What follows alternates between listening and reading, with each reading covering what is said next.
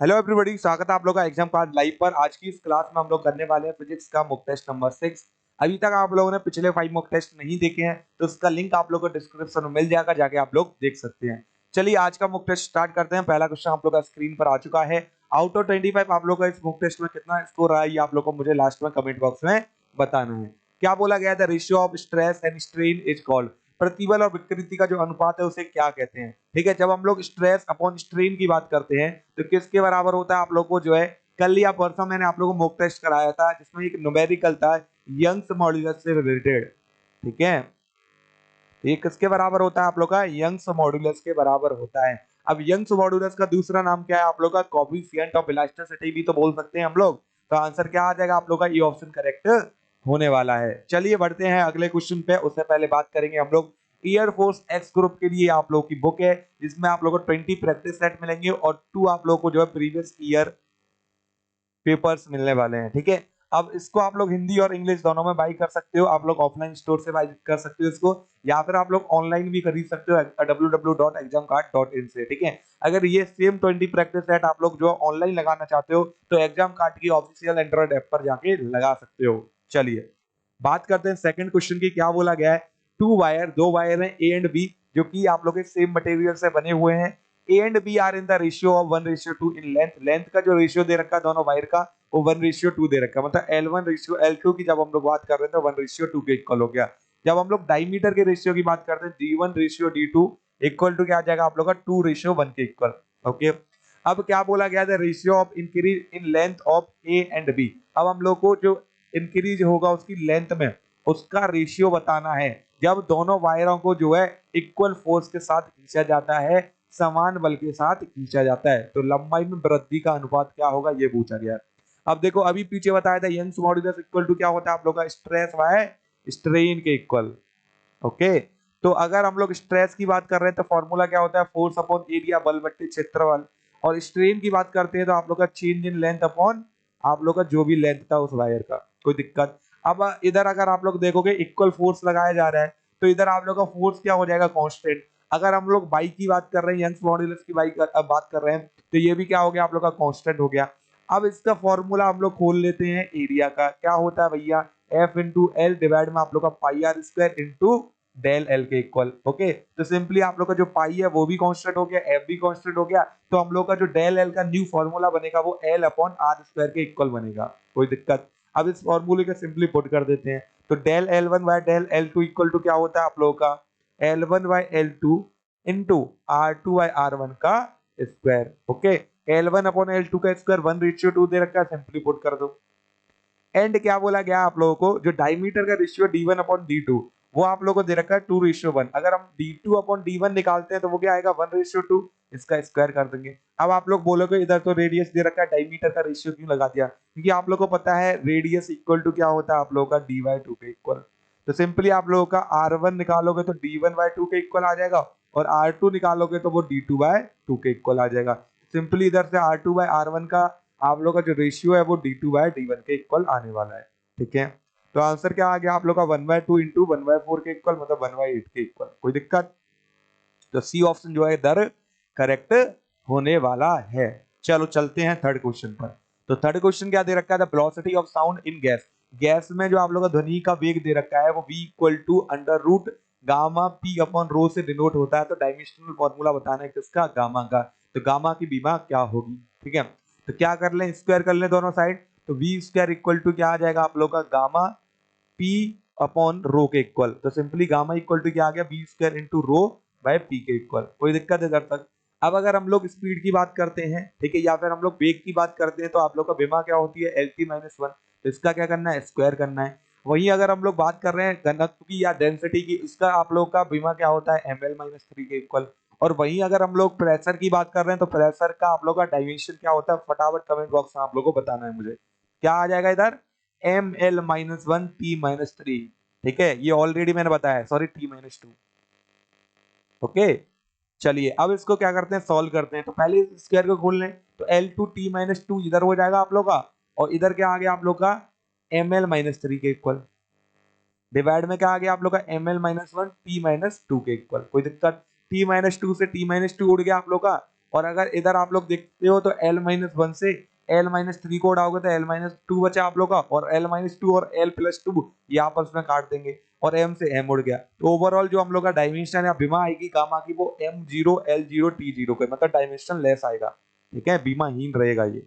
तो आंसर क्या हो गया आप लोग का, बी ऑप्शन करेक्ट होने वाला है इधर। चलिए चलते हैं हम लोग फोर्थ वाले क्वेश्चन पे। तो फोर्थ वाला क्वेश्चन दे रखा है the terminal velocity obtained by oil droplet in air. Air में एक ऑयल ड्रॉपलेट के द्वारा जो टर्मिनल वेलोसिटी उसने ऑब्टेन करी वो कितनी होगी, ठीक है। तो सीमांत वेग हम लोग को बताना है। तो इसका फॉर्मूला क्या होता है आप लोग का, b equal to 2/9 okay R square G d1 minus d2, ये आप लोग की डेंसिटी हो जाएंगे, और डिवाइड में क्या आ गया आप लोग का ईटा के इक्वल। इधर से क्या पता चला हम लोग को, जो सीमांत वेग है या टर्मिनल वेलोसिटी है वो डायरेक्टली प्रोपोर्शनल है उसके रेडियस के स्क्वायर के। तो आंसर क्या हो जाएगा, proportional to the square of radius of the drop. तो हम लोग का इधर बी ऑप्शन जो है करेक्ट होने वाला है। हो सकता है आप लोग को ईटा पूछ लिया जाए, ईटा से कैसे रिलेट कर रही है सीमांत वेग, या फिर आप लोग का जो है घनत्व से कैसे डिनोट कर रही है, या फिर एक्सेलरेशन ड्यू टू ग्रेविटी पे आप लोग का कैसे डिपेंड कर रहा है सीमांत वेग। तो आप लोगों से कुछ भी पूछा जा सकता है, फॉर्मूले को आप लोग याद करके रखो, ठीक है। चलिए तो फिफ्थ क्वेश्चन की बात करते हैं, the reason for the spherical shape of rain drop. अब जो रेन ड्रॉप है वो स्फेरिकल क्यों होती है उसके लिए आप लोग को रीजन बताना है। अब आप लोग को पता है, अब ये रेन ड्रॉप है, ठीक है, जब भी आप लोग का रेन ड्रॉप नीचे गिरती है तो वो क्या करती है, एक दूसरे में फोर्स लगाती है, ठीक है। जब फोर्स लगाती है तो एक दूसरे को आपस में क्या करती है, खींचती है। वो किसकी वजह से खींचती है आप लोग की, सरफेस टेंशन की वजह से। तो सरफेस टेंशन की वजह से क्या होता है आप लोगों का, वो अपना जो शेप है उसको कैसा कर लेती है, स्फेरिकल कर लेती है, ठीक है। तो आंसर क्या आ जाएगा आप लोग का, बी ऑप्शन करेक्ट हो जाएगा, पृष्ठ तनाव या फिर सरफेस टेंशन, ठीक है। चलो चलते हैं सिक्स्थ वाले क्वेश्चन पे। क्या बोला गया है, a big drop of water is broken into 8 small drops, ठीक है। तो एक बड़ी बूंद को 8 छोटी बूंदों में तोड़ा गया, और बोला क्या है, what is the pressure excess inside the droplet compare to the big drop. जो आप लोग की छोटी छोटी बूंदे हैं उनके अंदर जो अधिक दाब होगा, ठीक है, तो वो कितना होने वाला है, ये आप लोगों से पूछा गया है। तो अगर हम लोग एक बड़ी ड्रॉप को 8 छोटी ड्रॉप में तोड़ रहे हैं तो इसका मतलब क्या चेंज नहीं होगा, इधर आप लोग का वॉल्यूम चेंज नहीं होगा। तो जब हम लोग वॉल्यूम की बात करते हैं बिग ड्रॉप के लिए, volume of big drop equal to volume of small drop, कोई दिक्कत। अब इधर क्या आ जाएगा आप लोग का, वॉल्यूम ऑफ बिग ड्रॉप क्या होने वाला है, 4/3 पाई आर क्यू के इक्वल। और वहीं अगर हम लोग स्मॉल ड्रॉप की बात करते हैं तो वॉल्यूम क्या आएगा, 4/3 पाई स्मॉल आर क्यू। और बट हम लोग को कितनी टोटल बॉल थी हम लोग के पास, कितने में तोड़ा गया, 8 में, तो उसका मल्टीप्लाई कर देंगे इधर, कोई दिक्कत। 4/3 से काट दो, पाई को पाई से काट दो, ओके देन सिंपली आप लोग का कैपिटल आर इक्वल टू क्या आ जाएगा, 2 स्मॉल आर के इक्वल, ठीक है। ये तो रेडियस आ गई हम लोग के पास। अब हम लोग को क्या पूछा है, आदित्य दाब पूछा है। तो आदित्य दाब का फॉर्मूला क्या होता है आप लोग का, del P equal to 4p sorry 4t upon R के इक्वल, कोई दिक्कत। अब आप लोग का ड्रॉप जो भी हो, अगर water drop 2t upon are हो जाएगा, अगर आप लोग का जो सूप ड्रॉप सूप बबल है आप लोग का, तो 4t अपॉन आर हो जाएगा। अब इधर हम लोग को वाटर ड्रॉप की बात ही कर रहे हैं इधर, तो सिंपली क्या आ जाएगा आप लोग का 2t अपॉन आर के इक्वल, कोई दिक्कत। तो सिंपली हम लोग को मतलब किससे इधर आप लोग का रेडियस से मतलब है उस ड्रॉप के, और किसी से मतलब नहीं है। तो सिंपली अगर मैं del one by del two निकाल sorry del P one upon del P two निकालता हूँ तो किसके इक्वल आ जाएगा आप लोग का, R two upon R one के इक्वल। आर टू क्या आप लोग का जो स्मॉल ड्रॉप है उसकी रेडियस, तो किसके इक्वल आप लोग का, आर के इक्वल। और आप लोग का आर वन क्या है, जो बिग ड्रॉप थी उसकी रेडियस, जो कि 2 स्मॉल आर के इक्वल है। आर से आर कट गया, आंसर क्या आ गया, 1:2 के इक्वल। तो इधर उत्तर क्या होने वाला है हम लोग का, बताइए। तो इधर से हम लोग उत्तर भी निकालने थे, ये तो रेशियो आया हम लोग के पास, तो टाइम्स में निकालना है हम लोग को। तो del P two equal to क्या आ जाएगा आप लोग का, simply 2 into del P one के इक्वल, मतलब आधिक के दावे कितना हो जाएगा आप लोग का, 2 गुना हो जाएगा, कोई दिक्कत।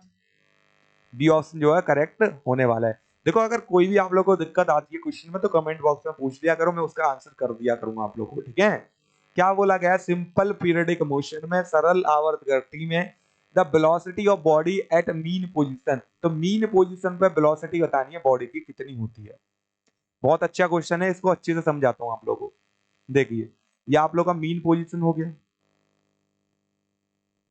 ये आप लोग का एक्सट्रीम पोजीशन हो गया, और ये भी आप लोग का एक्सट्रीम पोजीशन हो गया, कोई दिक्कत।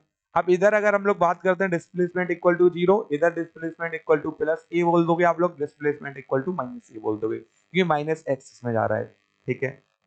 कोई दिक्कत है तक। जब हम लोग वेलोसिटी की बात करते हैं तो वेलोसिटी क्या होता है आप लोग का ओमेगा अंडर रूट ए स्क्वायर माइनस वाई स्क्वायर के इक्वल। कोई दिक्कत? तो मतलब बोल सकते हैं कि जो आप लोग की वेलोसिटी है वो डायरेक्टली प्रोपोर्शनल है ए स्क्वायर माइनस वाई स्क्वायर के। अगर मैं मीन पोजीशन की बात कर रहा हूँ वाई इक्वल टू क्या ले रहा हूँ, जीरो के इक्वल, तो v इक्वल टू क्या आ जाएगा आप लोग का, डायरेक्टली प्रोपोर्शनल टू एम्पलीट्यूड के इक्वल। मतलब इधर v क्या हो जाएगी मेरी, मैक्सिमम होने वाली है, वेलोसिटी मीन पोजीशन पर मैक्सिमम। अब वहीं अगर एक्सट्रीम पोजीशन की बात करते हैं तो y की जगह a रखेंगे तो a square minus a square zero के equal, v will be equal to zero. इधर b कितनी हो जाएगी आप लोग की, मिनिमम। तो क्वेश्चन आप लोगों से पूछ लिया जाए मीन पोजीशन पर वेलोसिटी मैक्सिमम, एक्सट्रीम पोजीशन पर वेलोसिटी मिनिमम, तो इसका वाइस वर्सा करोगे तो आप लोग का आ जाएगा एक्सेलरेशन के लिए, तो एक्सेलरेशन एट मीन पोजीशन। ठीक है, तो मीन पोजीशन की जब हम लोग बात कर रहे हैं तो बोलोगे क्या आप लोग का मिनिमम एक्सेलरेशन आएगा। ठीक है, मिनिमम। और वहीं अगर हम लोग ए मैक्स की बात करते हैं, ठीक है, सॉरी इधर आप लोग का मीन पोजीशन लिखो। ठीक है, वहीं अगर हम लोग एक्सेलरेशन मैक्सिमम की बात करते हैं तो इधर क्या आ जाएगा आप लोग का, सिंपली एक्सट्रीम पोजीशन पर आ जाएगा। आई होप चारों क्वेश्चन आप लोग को क्लियर होंगे। अगर कोई भी पूछ लिया जाएगा आप लोग सही आंसर करोगे। ओके, चलो तो सी ऑप्शन जो है इधर करेक्ट हो जाएगा, अधिकतम होगा। चलो चलते हैं अगले क्वेश्चन पे। 8 वाला क्वेश्चन क्या दे रखा है, which of the following quantity has unit but no dimension. इसमें से कौन सी भौतिक राशि की मात्रा है बट विमान नहीं है, ये पूछा गया है। तो जब हम लोग स्पीड की बात करते हैं तो इसमें आप लोगों की जो यूनिट होती है वो मीटर पर सेकंड है, और विमान की बात करें LT माइनस वन के इक्वल है। अगर डिस्प्लेसमेंट की बात करते हैं तो मीटर हो जाएगा आप लोग का, और अगर हम लोग विमान की बात करते हैं तो L हो जाएगा। कपल की बात करते हैं ये जूल के इक्वल होता है लगभग। ठीक है, या फिर हम लोग बोले टॉर्क के बराबर होता है, तो टॉर्क की यूनिट की बात करते हैं तो न्यूटन इंटू मीटर होता है, और बीमा की अगर हम लोग बात करते हैं तो ml two d minus two के इक्वल होता है। तो अगर हम लोग एंगल की बात करते हैं तो एंगल का आप लोगों का बीमा सॉरी यूनिट क्या होता है, रेडियन। ठीक है, और इसकी अगर बीमा की बात करते हैं तो क्या होता है आप लोग का m0 t0 के इक्वल। मतलब ये क्या होगा एंगल आप लोगों का, डायमेंशन लेस होगा, बीमाहीन होगा। आंसर क्या हो गया आप लोग का, ए ऑप्शन करेक्ट हो जाएगा। ठीक है, चलिए बढ़ते हैं नाइन्थ क्वेश्चन पे। नाइन्थ क्वेश्चन क्या दे रखा था, temperature that give the same reading on Celsius scale और फ़ारेनहाइट स्केल। वो टेम्परेचर बताना है जिसपे आप लोग, वो टेम्परेचर बताना है, ठीक है, जिसपे आप लोग का सेल्सियस और फ़ारेनहाइट स्केल पर सेम आए रीडिंग। ठीक है, तो उसकी बात कर रहे हैं, तो इसका डायरेक्ट आंसर -40 हो जाएगा। आप सॉल्व कैसे करें ये आप लोग को बहुत बड़ी प्रॉब्लम है आप लोगों के लिए। सिंपली देखो फॉर्मूला बताया था, C इक्वल टू क्या होता है 5/9 F माइनस 32 के इक्वल। आई होप आप लोग को याद हो। तो C equal to F equal to हम लोग x ले लेते हैं, तो इधर x इक्वल टू क्या आ जाएगा 5/9 x माइनस 32 के इक्वल। सिंपली क्रॉस मल्टीप्लाई कर दो तो 9x इक्वल टू क्या आ जाएगा 5x माइनस 108 के इक्वल। ठीक है, तो 108 इक्वल टू क्या आ जाएगा आप लोग का माइनस के 4x के इक्वल। मतलब x इक्वल टू क्या आ गया 108। ठीक है, बट्टे में आप लोग का क्या आ जाएगा 4 आ जाएगा। अब सिंपली इसको डिवाइड करोगे, 1 मिनट रुको, कितना आएगा आप लोग का, पहले 32 का मल्टीप्लाई करना, 10 आंसर लगी 1, और ये हो गया आप लोग का 15, और ये आप लोग का 16। ठीक है, ये हो जाएगा आप लोग का 16 मतलब 160 हो जाएगा, नॉट 108। ओके, 160। अब 160 को डिवाइड करो किससे, 4 से, तो x इक्वल टू क्या आ गया आप लोग का माइनस के 40 के इक्वल। कोई दिक्कत हुई आप लोग को? तो आंसर क्या आ गया आप लोग का -40 डिग्री पर सेल्सियस और फ़ारेनहाइट जो है आप लोग का सेम रीडिंग मिलेगी आप लोगों को। ओके, चलो बात करते हैं 10th वाले क्वेश्चन की। क्या बोला गया था, quantity that remain constant in adiabatic process.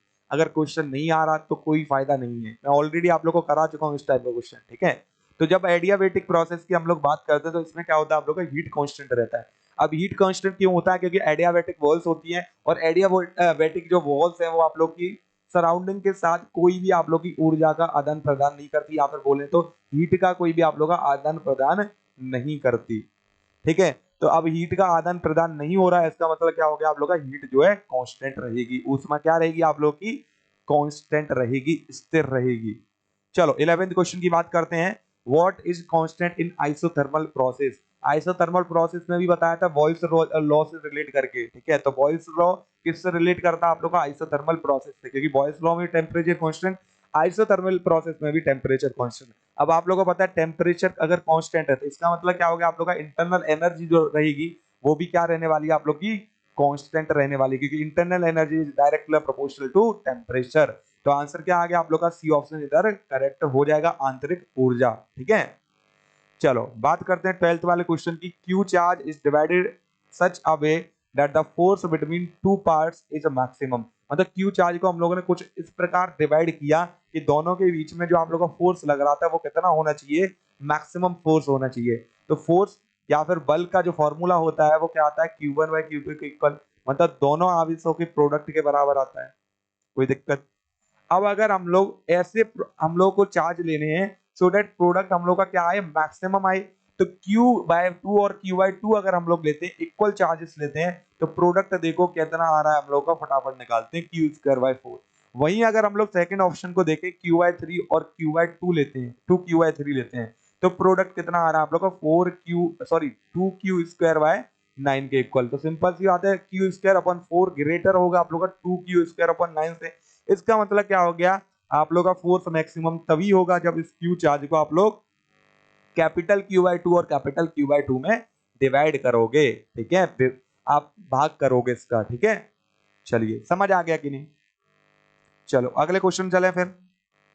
13 वाला क्वेश्चन आप लोग का स्क्रीन पर आ चुका है। If the radius of the earth is 6400 kilometre दे रखी है, तो कैपेसिटेंस क्या होगा? तो आप लोगों को पता है कि हम लोग अर्थ को क्या मानते हैं, एक स्फीयर की तरह मानते हैं। तो स्फेरिकल कैपेसिटर के लिए कैपेसिटेंस का फॉर्मूला क्या होता है, धारिता का फॉर्मूला क्या होता है, 4πε0 r के इक्वल। तो 4πε0 r की वैल्यू क्या हो जाएगी, 1/9 इंटू 10⁹ के इक्वल।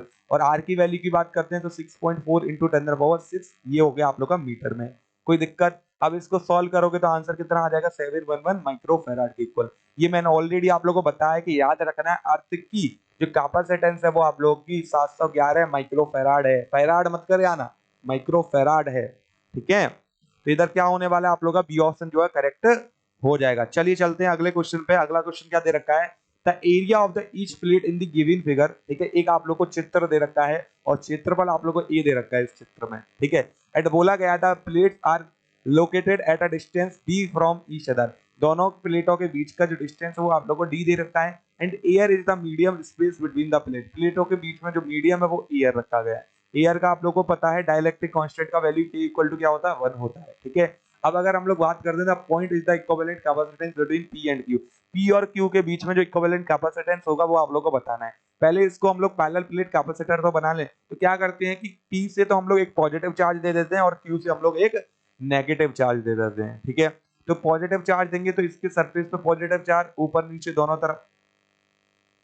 ठीक है, सेम इस पे होगा आप लोग का पॉजिटिव चार्ज ऊपर नीचे, क्योंकि P को हम लोग पॉजिटिव दिए, अब Q को नेगेटिव दिए तो इधर नेगेटिव होगा ऊपर नीचे। कोई दिक्कत? अब हम लोग को प्लेट बनानी है तो ये पॉजिटिव नेगेटिव मतलब एक प्लेट बन गई। ठीक है, अब पैरेलल प्लेट कैसे बनाते हैं, एक पॉजिटिव प्लेट होना चाहिए, एक नेगेटिव प्लेट होना चाहिए। तो ये एक प्लेट कंप्लीट, सॉरी एक कैपेसिटर आप लोग का बन गया पैरेलल प्लेट कैपेसिटर। अब इधर देखोगे, इधर नेगेटिव पॉजिटिव, ये एक आप लोग का पैरेलल प्लेट कैपेसिटर बन गया, और इधर पॉजिटिव नेगेटिव, इधर आप लोग का एक पैरेलल प्लेट कैपेसिटर बन गया। तो C इक्विवेलेंट अगर मैं निकालता हूं तो क्या आने वाला है मेरा, C1 plus C2 plus C3 के इक्वल। और C1 C2 C3 का फॉर्मूला क्या होता है, A epsilon not upon D plus A epsilon not upon D plus A epsilon not upon D। तो इधर इसको प्लस करोगे तो 3A epsilon not upon D के इक्वल आ जाएगा। तो आंसर क्या होने वाला है हम लोग का, डी ऑप्शन जो है इधर करेक्ट हो जाएगा। आई होप आप लोग को क्वेश्चन अच्छे से समझ आया। ठीक है, वहीं आप लोग को ये फिगर और किसी तरीके से दे दिया जाए तो क्या करना है, आप लोग को एक तरफ से तो पॉजिटिव चार्ज दे देना, एक से नेगेटिव दे देना, आप लोग को पता चल जाएगा कितने पैरेलल प्लेट फॉर्म हो पा रहे हैं। अभी इसी जगह क्या होता है, आप लोग का इधर ऊपर नेगेटिव और नीचे भी नेगेटिव आ जाता है, तो ये कोई भी आप लोग का पैरेलल प्लेट नहीं बनता। पैरेलल प्लेट कैपेसिटर कैसे बनता है आप लोग का, एक तो पॉजिटिव प्लेट होना चाहिए, एक नेगेटिव होना चाहिए। ठीक है, चलिए अब बात करते हैं 15 वाले क्वेश्चन की। 1 ampere current is equal to, 1 ampere current किसके बराबर होता है? तो अगर हम लोग आई की बात करते हैं तो क्या होता है आप लोग का, Q अपॉन टी के इक्वल। कोई दिक्कत? ठीक है, तो अगर हम लोग 1 एम्पियर करंट की बात कर रहे हैं तो 1 एम्पियर करंट किसके इक्वल होगा आप लोग का, 6.25 इंटू 10⁻18 इलेक्ट्रॉन्स पर सेकंड के बराबर होगा। कोई दिक्कत? तो आंसर क्या होगा आप लोग का, ए ऑप्शन जो है करेक्ट हो जाएगा। ठीक है, चलिए बात करते हैं 16 वाले क्वेश्चन की। On increasing temperature resistivity will be. ठीक है, अगर टेम्परेचर बढ़ा देते हैं रेजिस्टिविटी पे क्या फर्क पड़ेगा? तो आप लोगों को पता है मेटल के लिए resistivity is directly proportional to temperature. तो अगर हम लोग ताप बढ़ाएंगे तो इसकी जो रेजिस्टिविटी है या प्रतिरोधकता है वो भी क्या करेगी, इंक्रीज करेगी। सेम आप लोग का रेजिस्टेंस के साथ केस है, ठीक है। मेटल के लिए अगर टेम्परेचर बढ़ाएंगे तो उसका रेजिस्टेंस बढ़ेगा, ओके। बट अगर हम लोग रिलैक्सेशन टाइम की बात करते हैं तो इनवर्सली प्रोपोर्शनल होता है। टेम्परेचर बढ़ाने पर रिलैक्सेशन टाइम मेटल का घटता है, ठीक है। तो तीनों क्वेश्चन आप लोग को एक्सप्लेन कर दिए मैंने। तो आंसर क्या आ जाएगा आप लोग का, बी ऑप्शन जो है करेक्ट होने वाला है इधर, ठीक है। चलिए बढ़ते हैं अगले क्वेश्चन पे। क्या बोला गया, in the given diagram the equivalent resistance between A and B. A and B के बीच में इक्विवेलेंट रेजिस्टेंस क्या होगा ये पूछा गया है। तो मैंने बताया इक्विवेलेंट रेजिस्टेंस आप लोग कैसे निकालते हो। पहले टर्मिनल देखो कौन सा टर्मिनल कैसे कनेक्टेड है, ठीक है। तो इसका एक ये वाला टर्मिनल इधर आके कनेक्टेड है, इसका भी एक टर्मिनल आके कनेक्टेड है और इसका भी एक टर्मिनल इधर आके कनेक्टेड है। और ये पूरा टर्मिनल किससे कनेक्टेड है आप लोग का, बी पार्ट से, कोई दिक्कत। अब इधर अगर हम लोग देखें तो इसका सेकंड वाला टर्मिनल इससे कनेक्टेड है और इसका भी सेकंड वाला, मतलब ये दोनों तो आपस में क्या हो गए, पैरेलल में हो गए। अब इसको और देख लेते हैं। तो इसका अगर हम लोग देखेंगे सेकंड टर्मिनल ये भी आपस में आके इधर कनेक्टेड है, मतलब कि इसका अगर हम लोग नया डायग्राम बनाना चाहें तो वो किस प्रकार होगा ये बता देता हूं, ठीक है। तो नया डायग्राम कुछ इस प्रकार बनेगा आप लोग का, कोई दिक्कत। ये बी हो गया, ये ए हो गया, इधर आप लोग का आर आर और आर। अब आर आर आर किस में दे रखे हैं आप लोग के, पैरेलल में। तो आर पी इक्वल टू क्या होता है आप लोग का, आर बाय एन के इक्वल। तो क्या आ जाएगा, आर बाय 3 के इक्वल। देन मेरा जो आंसर हो जाएगा वो डी ऑप्शन इधर करेक्ट होने वाला है, ठीक है। चलिए करते हैं 18 वाले क्वेश्चन को। Transformer is a device. तो बताया था आप लोगों को ट्रांसफॉर्मर कितने प्रकार के होते हैं, 2 प्रकार के होते हैं। कौन सा, एक तो स्टेप अप ट्रांसफॉर्मर, एक आप लोग का स्टेप डाउन ट्रांसफॉर्मर, ठीक है। स्टेप अप क्या करता है आप लोग का, increasing voltage, okay. Step down क्या करता है, डिक्रीजिंग वोल्टेज, वोल्टेज को घटाने के काम आता है आप लोग का। तो इधर आंसर क्या हो जाएगा आप लोग का, इंक्रीज और डिक्रीज वोल्टेज ऑफ एसी। तो डीसी के काम नहीं आता है, किसके काम आता है आप लोग का, एसी के काम आता है, ठीक है। चलो बात करते हैं 19 वाले क्वेश्चन की। क्या बोला है 19 वाले क्वेश्चन में, the kinetic energy of an electron and an alpha particle is the same. तो आप लोग को काइनेटिक एनर्जी दे रखी है एक इलेक्ट्रॉन की और एक अल्फा पार्टिकल की, दोनों की समान दे रखी है गतिज ऊर्जा। और बोला क्या गया है, then the relation between their wavelength, उनकी वेवलेंथ के बीच में या फिर तरंग दैर्घ्य के बीच में क्या संबंध होगा।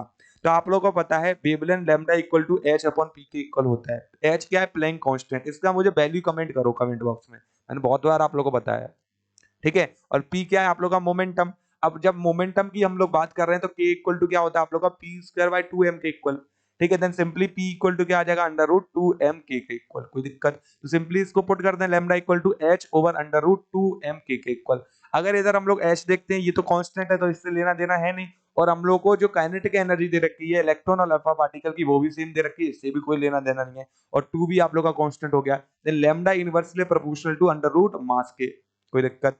तो lambda proton sorry lambda electron by lambda alpha अगर हम लोग निकालते हैं तो क्या आएगा, अंडर रूट में m alpha by m electron के इक्वल। तो ये हम लोग का रेशियो हो जाएगा वेवलेंथ का। आंसर क्या आ जाएगा आप लोग का, इधर ए ऑप्शन करेक्ट होने वाला है, ठीक है। चलो 20 वाले क्वेश्चन में बढ़ते हैं हम लोग। The de Broglie wavelength of one electron one proton is same. जो डी ब्रोगली वेवलेंथ है एक इलेक्ट्रॉन और एक प्रोटॉन की वो सेम दे रखी है। एंड बोला क्या गया है, the relation between there kinetic energy. तो उनकी काइनेटिक गति ऊर्जा के बीच में संबंध क्या होगा। सेम पुराना वाला क्वेश्चन है जो पीछे अभी 19 वाला हम लोगों ने करा है उसी टाइप का। बस अब इधर रेशियो पूछा गया है किसका, काइनेटिक एनर्जी का। और डी ब्रोगली वेवलेंथ आप लोग को सेम दे रखी है, ठीक है। देखो लैम्डा इक्वल टू क्या निकाला था अभी हम लोगों ने, H upon under root 2m के इक्वल। इधर तक कोई दिक्कत। एच कांस्टेंट, 2 कांस्टेंट, ठीक है, और लैम्डा कांस्टेंट। तो सिंपली अगर हम लोग बात करते हैं के की, तो के क्या हो जाएगा आप लोग का, एम के इज डायरेक्टली प्रोपोर्शनल टू 1 और के is inversely proportional to mass. मतलब कि काइनेटिक एनर्जी या गति ऊर्जा इनवर्सली प्रोपोर्शनल है द्रव्यमान के, ठीक है। तो अगर हम लोग के इलेक्ट्रॉन बाय के प्रोटॉन निकालते हैं तो क्या आएगा, मास of proton by mass of electron के इक्वल। इधर तक कोई दिक्कत आप लोगों को, ठीक है। तो आंसर क्या आ जाएगा हम लोगों का, देख लो भैया ऑप्शन में, ये ऑप्शन जो है करेक्ट हो जाएगा। और एक चीज दिमाग में याद रखना, mass of proton and mass of electron are not equal, only the charge of electron and charge of proton are equal, ठीक है। तो इस चीज को गलत मत कर देना, ऑप्शन सही कर लो, ए बी सी और डी, ठीक है। तो आंसर क्या आ जाएगा आप लोग का, ए ऑप्शन करेक्ट होने वाला है। चलो बढ़ते हैं 21 वाले क्वेश्चन में, मोस्ट इंपोर्टेंट क्वेश्चन बोल सकते हो उसको। ऐसा कोई पेपर नहीं बचा आप लोगों का डिफेंस में जिसमें ये क्वेश्चन ना पूछा गया हो। इवन दो ये क्वेश्चन आप लोगों को सीडीएस में भी पूछा गया है। क्या बोला गया था? Wavelength of X-ray. एक्सरे का वेवलेंथ क्या होता है? तो एक्सरे का वेवलेंथ होता है 1 एंगस्ट्रॉम या फिर 10⁻⁻10 मीटर के बराबर। आंसर क्या आ जाएगा आप लोग का? सी ऑप्शन करेक्ट हो जाएगा। एक्स किरणों की जो तरंग दैर्ध्य है वो आप लोग की 1 एंगस्ट्रॉम के बराबर होती है लगभग। 22 वाले क्वेश्चन की बात करते हैं। रिलेशन पूछा है अल्फा बीटा गामा में। अब बोलोगे अल्फा बीटा गामा है क्या इधर? ये तो बताओ पहले। ठीक है, तो अल्फा की बात करते हैं तो अल्फा है आप लोग का लीनियर एक्सपेंशन कोएफिशिएंट। ठीक है, और वहीं अगर बीटा की बात करते हैं तो ये आप लोग का एरियल एक्सपेंशन कोएफिशिएंट हो जाएगा। और अगर गामा की बात करते हैं तो ये आप लोग का वॉल्यूम एक्सपेंशन कोएफिशिएंट हो जाएगा। आई होप समझ आ गया। अब आप लोग को याद आ गया होगा relation alpha beta gamma equal to क्या होता है? 1:2:3 के इक्वल। कैसे? क्योंकि बीटा इक्वल टू क्या होता है? 2 अल्फा के इक्वल, गामा इक्वल टू होता है 3 अल्फा के इक्वल। तो लगा लो भैया, alpha ratio beta ratio gamma मतलब alpha ratio 2 alpha ratio 3 alpha, या फिर बोल सकते हैं इसको अल्फा अल्फा हटा दो अलग क्योंकि कॉमन है तीनों में, तो 1:2:3 के इक्वल। आंसर क्या आ जाएगा आप लोग का? सी ऑप्शन आ जाएगा। ये आप लोग को जो है नेवी में पूछा गया था 2020 में क्वेश्चन। ओके, चलिए चलते हैं 30 वाले क्वेश्चन पे। देखो जैसा मैंने ऑलरेडी बोला है 70% क्वेश्चन तो आप लोग को ऐसे मिलेंगे जो ऑलरेडी पूछ लिए गए हैं। ठीक है, और 30% ऐसे क्वेश्चन मिलेंगे जो आप लोगों को पूछे जाएंगे। चलो अब बात करते हैं। एक कार्नोट इंजन है जो कि वर्क कर रहा है टेम्परेचर 727 और 27 डिग्री टेम्परेचर के बीच में। तो एफिशिएंसी बतानी है इसकी कितनी होगी। तो पहले केल्विन में चेंज करेंगे तो K1 equal sorry T1 equal to क्या आ जाएगा आप लोग का? 727 प्लस 273। ठीक है, तो इसको सिंपली अगर हम लोग प्लस करते हैं 800 900 1000। ठीक है, आंसर क्या आ गया आप लोग का? 1000 केल्विन के इक्वल। और T2 की अगर बात करते हैं तो 27 प्लस 273 इधर क्या आ जाएगा आप लोग का? 300 केल्विन के इक्वल। अब देखो ईटा इक्वल टू क्या आता है आप लोग का? 1 minus T2 upon T1 into 100 के इक्वल। T2 क्या आप लोग का? सिंक का टेम्परेचर। T1 क्या? स्रोत, या जिसको हम लोग क्या बोलते हैं आप लोग का? सोर्स का टेम्परेचर। ठीक है, तो 1 माइनस T2 का वैल्यू क्या दे रखा है? 300। T1 का वैल्यू 1000 मल्टीप्लाई में 100।